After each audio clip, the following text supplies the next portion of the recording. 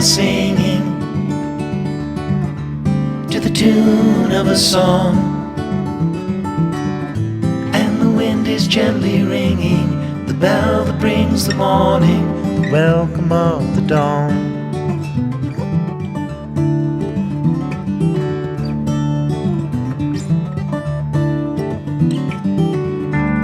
The voice of the robin,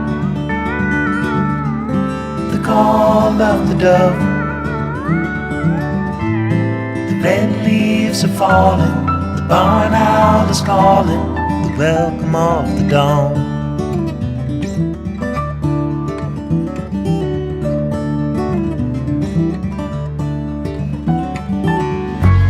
The dogs will be howling in the early morning light. All are happy to be out in the ending of the night, the welcome of the dawn.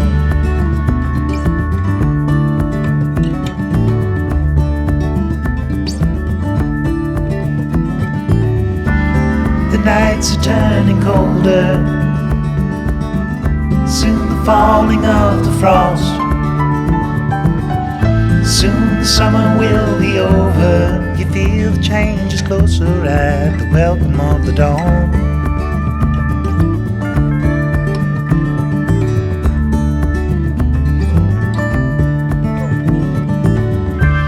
The trees, they are singing to the tune of a song, and the wind is gently ringing the bell that brings the morning, welcome of the dawn.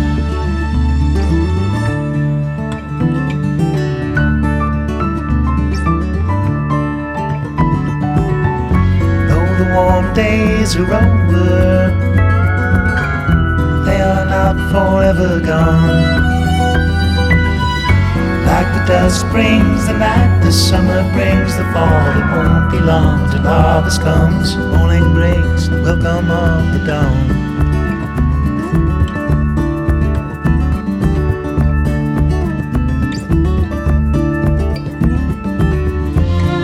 Daylight is calling, welcome of the dawn. Okay, I'm just gonna cut the shit and I'm not even gonna make this some dramatic thing because there's literally no need to at all whatsoever. Hi guys, happy 2024. It has been a couple months since I've seen you. I have not posted a YouTube video since my 22nd birthday, which was in October, and I had no intention of this happening. Let me just start off by saying that. I tried to film so many videos in November and December that I just would look at the footage and I just couldn't get myself to edit it. I was trying to force it, and then my camera literally combusted and it seemed like it was like the footage was possessed. I'm not even kidding you. And it was like I've never seen this before. It was almost like an old tape that got scratched and it's just all effed up. My normal cameras that I've used for years was doing that on these videos I was trying to make when I was importing them. That was my sign to just pause on YouTube and figure out myself for a second. I had one of the best years of my life last year. Obviously I came off of a very, very dramatically heavy, emotionally impacting year, the year prior. I think I'm just a roller coaster. I think we all are, but I think how our emotions can really affect us maybe affects us a little bit different from person to person. I feel my emotions so intensely. When I'm high, and when I'm low. And I think with the job I have too, it can be challenging because I can have really high times. I can be super busy. I can be fulfilled, on the go, thriving off that, hitting my goals. And then when I just have time to sit with myself and take away all those external factors, I kind of hit this low. And that's what happened to me in December, because I was like, what is it that I really am doing? What am I doing outside of work that's fulfilling me? How am I showing up? Just kind of like a check in with myself after a really busy, happy, exciting year. I kind of just hit this crash at the end of the year. I went home and it was the first year that my whole family, you know, is living in different places. My brother has his apartment and his new life, which is so weird. My sister and I live obviously across the country, and going home in December for like 3 weeks like I did was so emotionally heavy on me. I've never had a time like that while being home. I don't even know what caused it. I think I have not really felt the whole change from like teenage years and childhood to like adulthood, really. Like I've always just thrived off of going and not really processing things when they're happening. Sitting at home and realizing that we're all just like adults and have these different lives going on, it was like the most emotionally, like, I just felt like a little kid again, just crying over everything. I think also, you know, Becky, my dog, who is the literal best thing to ever grace my life. I love her more than anything. She's been having some health problems, and I think that was the catalyst to it when I was home, because it was really just making me reflect on my childhood and knowing that I'm like willingly living across the country from her and so many other people that I love so much, and that it's like a choice. It was just freaking me out because I was like, what am I really doing? What am I supposed to be doing? When you're given that kind of option, and I'm so grateful for that, it kind of leaves you, especially me, who is the most indecisive person and needs other people to make decisions for me most of the time. I was just like crumbling. I didn't know what I was doing, and I needed to take my power back, and that's what I did in January. I got myself on a plane. I came back to Charleston, and I just like owe myself a month of just existing here and figuring out just my own strengths and making my own decisions and making really adult-like decisions that no one else can make except for me. I needed to be seeing my therapist again. I'm seeing her twice a week, which is amazing. I got my medications regulated. I've had great calls with, you know, my work team that I feel really good about the year ahead of us. I think it was just this weird crash and burn in December, and I just needed to take a minute. So that is where I've been. I've been, you know, enjoying this just like simplicity and routine that I have here in Charleston. I think another thing I wanted to touch on is this like weird panic I had with showing my life in Charleston, and I feel like it really changed over the summer for me, because I felt like I moved here with so much purpose to get away from the whole like influencer scene that I felt, you know, was translated throughout New York and LA and in like that just like entertainment industry. I like found it here, you know, to my best friends when I came here in 2022 at the end of the year, and I just loved it. I loved everything about it here, and I loved finding a community, and I loved finding something that felt like it was serving me. I feel like it kind of became this like topic of discussion over the summer with like other creators moving here, and it really stressed me out because I felt myself getting back into that like category feeling of like, oh, I don't want people thinking I'm here for a trend. I don't want people thinking I'm here because other people are and it's like trendy. And it just kind of like freaked me out because I feel like I've become very protective of myself and tried to steer away from any labels as to what I do and just be Ellie. I kind of panicked and didn't really know what to do, if I'm being fully honest with you, because like I said, I've come here for happiness. I have work in a lot of other places, and when I come here, it just makes me genuinely happy. So I was kind of like struggling with what to show. But I've really gotten over that. At the end of the day, everyone can make their own decision where they want to live and how they choose to go about it. I'm not in charge of anyone else and how they choose to do it. I'm in charge of me and showing up and showing my life to you guys how I want to do that. And so I'm at a way better place with that. I'm very excited to show you guys more of my life here in Charleston. I think a big question I've been getting asked is if I'm staying here. I am definitely staying here. I can talk more about that and kind of what's been going on behind the scenes soon. I don't want to spoil anything, but yes, I absolutely love the life I'm building here. And as hard as it is, living away from home and a lot of the loneliness that comes with that, I know I'm on the right path for myself, and I trust that, and I'm learning to feel confident in that by myself. Another question, well, not even question, you guys can probably just tell, yeah, my hair is like short as hell right now. This might not be short to some, but you know, I've had extensions for a year. They made me so happy, and they honestly became a big part of my confidence and my identity. I, along with this reset month, was like, let's get these out of my hair. Let's just take care of my hair for a second and just go back to the basics. We're done like frying off my hair, going super blonde. As much as I freaking love it, I just know right now I need to just sit and exist and be. So that is this hair. It's got a lot of work to do. It's still really weird for me to look at. I don't love it, but I'm focusing to love the things on the inside and not on the outside, because I can find myself getting caught up in that, and I don't want to. Another thing I wanted to talk about too is I posted a TikTok having you guys ask me questions for this video, and one that I saw a lot was about like lip filler, and I just wanted to say, this might be silly to even address, I've never gotten lip filler, and no, I'm not lying on that. I have gotten a lip flip, and the reason I've gotten that is because it helps me with my smile, and something I've been really insecure about with having smaller teeth and like gummier gums. It's like helped me with that, if you can see right there. So I just wanted you guys to know that, because that was a question I saw a lot, and I don't want that to be some like weird thing that I don't talk about. Anyways, let's answer a couple questions. It's also like really hot in my room. Charleston has been the weirdest weather. It's been freezing outside, and then it's hot, and then it's raining, and then it's like a hurricane. Like literally we had like horrible storms last week, and we were like stuck in the apartment with no power for a day. I don't know what's going on. Someone said, can you talk about how it has been navigating the adult world and the challenges that come with it? I think that kind of falls in line with what I said at the beginning with, it's a huge adjustment. It was something that I kind of pushed off the emotional part of while it was happening, and I was transitioning to being really independent the last several years on my own, having apartments, traveling on my own, doing really adult-like things. It's definitely a big adjustment, and a lot of it has hit me kind of all at once. So I would say really process what you're feeling when you're feeling it, because it helps you in the long run. I remember my sister was really emotional about the move back in April, and I wasn't. Like, I couldn't shed a tear over it.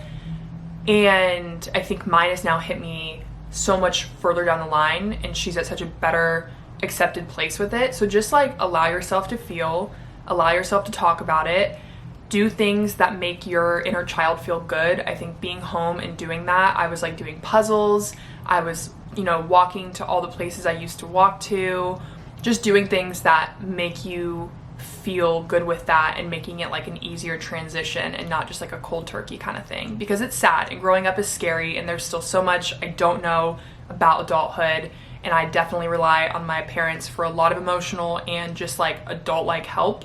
So let it just be like a slow thing that you're intentional with, and allow yourself to feel. Thoughts on the fine line of social drinking and drinking too much? For me, I have found a way healthier relationship with drinking than I used to. I maybe drink 2-3 times a month.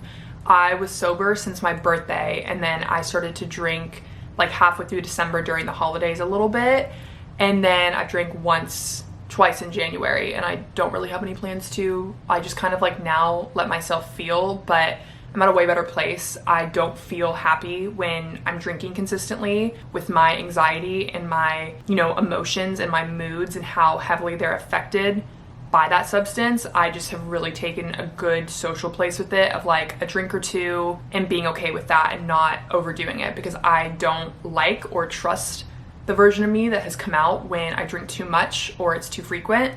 So I think that was something I really am proud of myself for learning last year. Do you still live with Aaron in Charleston? I do, and I'm very excited to show you guys something we've been working on together very soon. That sounds so annoying because we're supposed to be doing the whole life update now, but it's just not time quite yet. But yes, we still live together, and it's the best thing in the world, because this is the only time I can live with my sister. There's gonna be a day we're living with someone for the rest of our lives.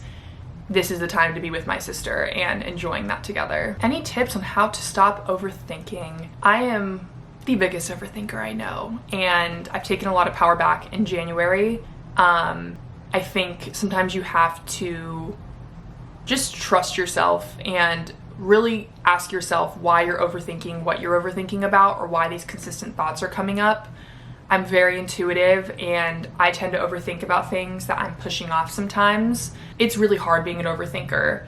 That's why I rely a lot on the people around me and my therapist to help me, because my mind just doesn't know how to shut off. And normally it's about things that are like really self-sabotaging or just make me anxious. Like that's been the like epitome of me and my mental health struggle since I was little. I just can't help but have these like horribly anxiety-inducing thoughts that just love to circulate, and I've really had to learn to self-soothe, and that's part of what this journey in January and taking control of my emotions is about, because at the end of the day, no matter how much someone loves me, it's not their job to balance those emotions. And I think that's something that I really need to learn, and I've been needing to learn, and it's been like a slow thing, but I feel myself getting stronger with that as January is going on, and I'm really proud of myself for that. Can you talk us through your daily routines that have been good for your mental and physical health? So since being back in Charleston, I've been getting up no later than 8:30. I found myself sleeping in so much in November and December, and it made the days, especially with it being winter and the sun setting by like 4:30 or 5, feel so short and depressing, and I couldn't do it anymore. I'm up by 8:30 at the latest. I have not been going on my phone in the morning. It does not make me feel good, no matter what it is, because my whole life is basically on my phone, in my work, in my social life. Everything is there. Just starting my morning by going on there and seeing it all, even if it's, you know, good stuff, it's just like a lot on your brain first thing in the morning. So I've really learned to have like more of a nurturing mindset to just take care of myself in the morning, because how your morning starts literally impacts your day. And I guess I didn't realize that for so long. And I kind of got out of routine of journaling and doing that, you know, for a while. So I'm back doing that. If you would like to see a whole video on like the books I've been reading, my journal prompts, and that, and like an updated morning routine, I would love to do that if you guys would like to see it. After doing that, I love to go on a walk to my Pilates classes. I know it seems like the typical influencer thing to do Pilates, but at the end of the day, I enjoy it. It helps me with a lot more than just a workout. It's made me more flexible. It's helped my posture. It's really helped me from being basically 6 feet tall. And I also love that it's not a stressful workout on my body, because walking and doing Pilates and just stretching and yoga helps with my anxiety. It helps me feel peaceful, and it's something I genuinely enjoy to do. And then I think I've really prioritized seeing my friends here that I've missed and not been able to see when I'm so like in and out. So doing something with them and cooking and making sure I have fresh produce in the fridge to use. What are your goals and intentions for 2024? I think to not be so hypercritical of myself, to kind of fall back in that self-love category. It can be so hard when you have others loving you to, I don't know, for me, I've always kind of like allowed others to show that love and not really show it to myself. And I don't know why. It's just something that I've always kind of struggled with. And so pouring that into myself and making decisions on my own and just being like independent emotionally. I've always been good at it in the physical aspect, but like emotionally independent and learning how to self-soothe myself and be rational with myself is like my biggest intention. And I think that will help me with every other category of my goals, because it starts with that work before anything else can happen. In terms of work, I'm very excited to do a lot more in the fashion space. I'm hoping to do some Europe Fashion Week travel in February and continue to work with brands that I like love and that are a lot more high fashion for me. It's been very exciting. I think I found my style a lot more, and I kind of found the brands that really resonate to me in terms of working with too, which is exciting. So just continuing on that, continuing in the modeling space, really is something I'm excited for. And I also have something else exciting that I can't talk about, but I already worked on it and it should be coming out in 2024, which I'm so excited for. Anyways, I think that's like a good little place for us here. I hope I made sense. I've missed you guys. I'm very, very grateful for you. I'm excited to be back consistent with YouTube. I don't want this to happen again where I'm just off for too long and then it just gets a little bit weird and then I just like don't know what to do. I don't like that. Let me know what videos you guys want to see this year, genuinely, because I'm kind of at a point where I want to hear what you guys want to watch. I know YouTube has changed a lot over the last several years, so let me know how I can continue to grow with you guys, and I will see you very soon. All right, I love you guys. I'm so happy to be back. Let's have a good year. Mwah. All right, goodbye.